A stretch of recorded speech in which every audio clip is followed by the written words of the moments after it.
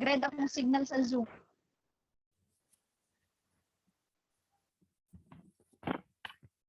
So, hi everyone, I am Melchi Gago, a Bachelor of Secondary Education student of University of Cebu Manila Campus. One of my academic courses is the Language, Culture, and Society, or the English 005 under Mr. Nino Arbiza. So for today, we have a guest, which is my friend and also my classmate. And we will have a reaction video about the cultural challenges with brought about language and gender.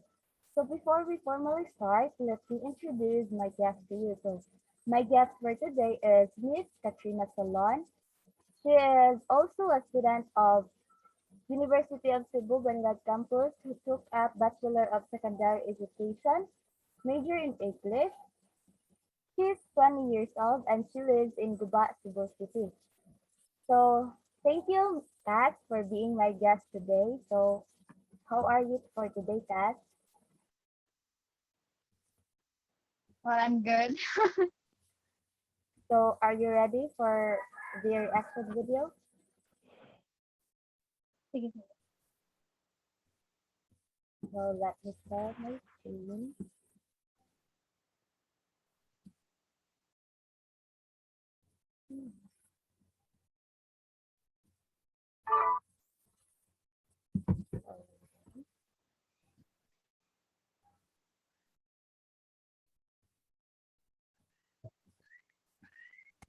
Can you see my screen?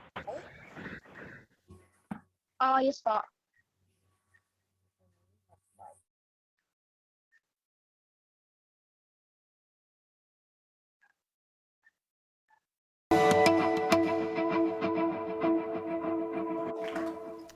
My mother started as a first-year student at the University of North Carolina in 1972.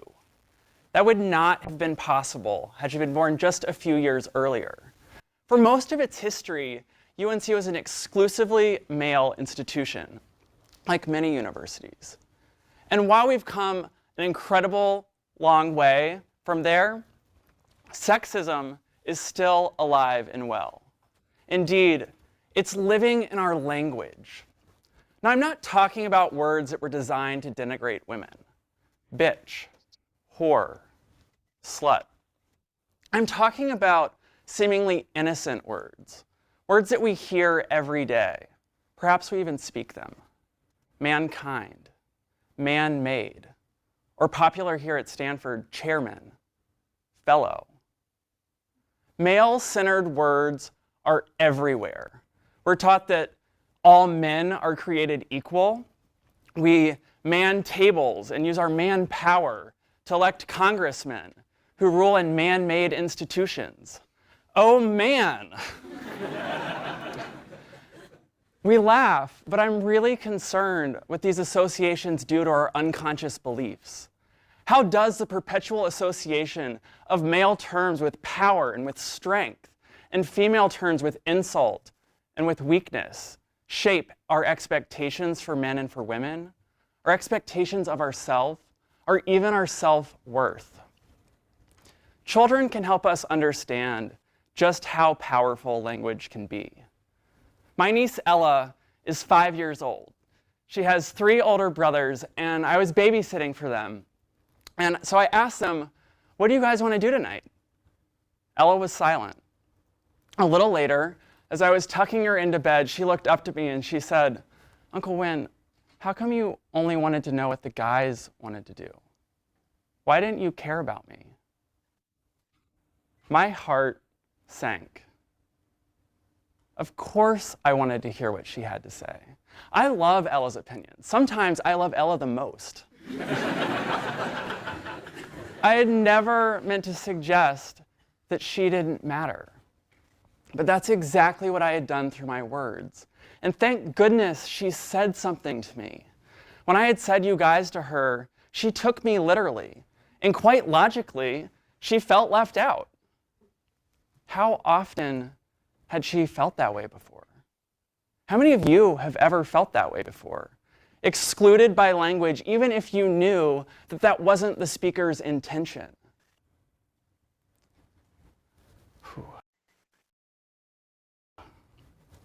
Male-centered words are everywhere. When you flip the words around, how many men do you know that feel flattered to be called a woman? Right? Douglas Hofstadter is a philosopher, and what he does is he replaces in a satire male-based generic words with race-based ones. Mankind becomes white kind. Freshman becomes fresh white. Chairman becomes chair white. And in this imaginary world, it becomes pretty ridiculous that we would ever expect people of color to feel included by these terms, or that these terms wouldn't have real and lasting consequences, things that reflect a pretty gruesome history. But that's exactly what we do. It's what we do to women, and it's what I did to Ella. Of course, some women and many women do feel included by these terms, and that's entirely understandable. Women who become congressmen, for example, work incredibly hard to get where they are. They overcome enormous obstacles. They earn the title. When women don't feel included, I've heard them speak up. And then I've watched the eye rolls. I've listened as they get labeled high maintenance, overly sensitive, or much worse. When we use male words or female words to insult women, we communicate a pretty disturbing message. And we communicate the same disturbing message when we use only positive words with male terms. Sociologist Cheryl Kleiman explains that when you use chairman for women, yes, a particular woman can become a chairman, but women as a group cannot. Chairman sets the expectation that chairmen are men. And when a woman achieves that title, she's merely an exception. Never the rule, rarely the expectation. When we use male-based generics, we erase women linguistically. Symbolically, we annihilate them. Now, there's a visionary who I love, Marilyn Frye, and she imagines all of this gender inequality as essentially a birdcage that traps women inside. There are many, many wires to the cage. One wire is the wage gap. Another wire is sexual harassment. Another one is men's violence against women, and there's sexist English. The point here is that there are many, many wires, and these wires, no wire by itself traps the bird inside. It's all of the wires working together in combination that creates a prison. We can break that prison. With so many wires, I often get asked, why focus on language? Aren't there other wires that are more important? Let me be clear. Every wire is important. Every wire deserves to be broken, and every wire that we break creates a new opening. I like to single out sexist language for 3 reasons. The first reason is that everyone has the power to break this wire. It's entirely within our control. Each of us decides constantly what words we're going to say, what we're going to type in a text message, put in an email, what language displays on our websites or goes in official publications that we put up there. Language is a choice that we make constantly. It's our choice. The second reason is that we can break this wire right now. You don't have to wait. It's so much easier to start saying you all today than it is to close the wage gap tomorrow. Though of course we should do that too.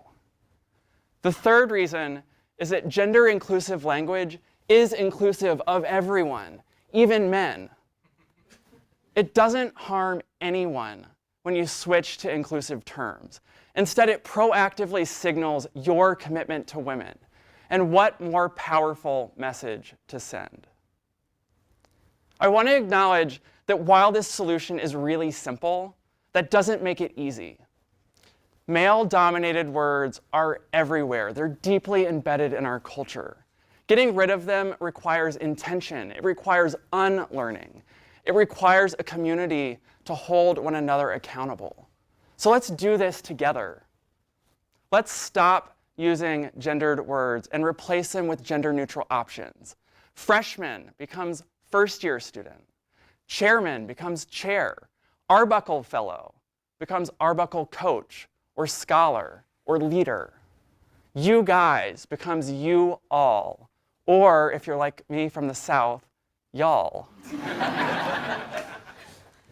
Language is a tool of thought. It's a tool for building community, and it's a tool for breaking bird cages. Each of us has the power to create the world that we want to be in. So do we want a language that reflects our history of excluding and diminishing women? No. Do we prefer a language that aspires towards something much more inclusive for our future, for our mothers, our sisters, our daughters, our nieces? Your decision to become a gender-savvy speaker is a decision to build this world, a world that takes women seriously. Cyril Kleinman teaches that inclusive language is the resource that each of us has at the tip of our tongues. Let's start tasting its freedom today. Thank you.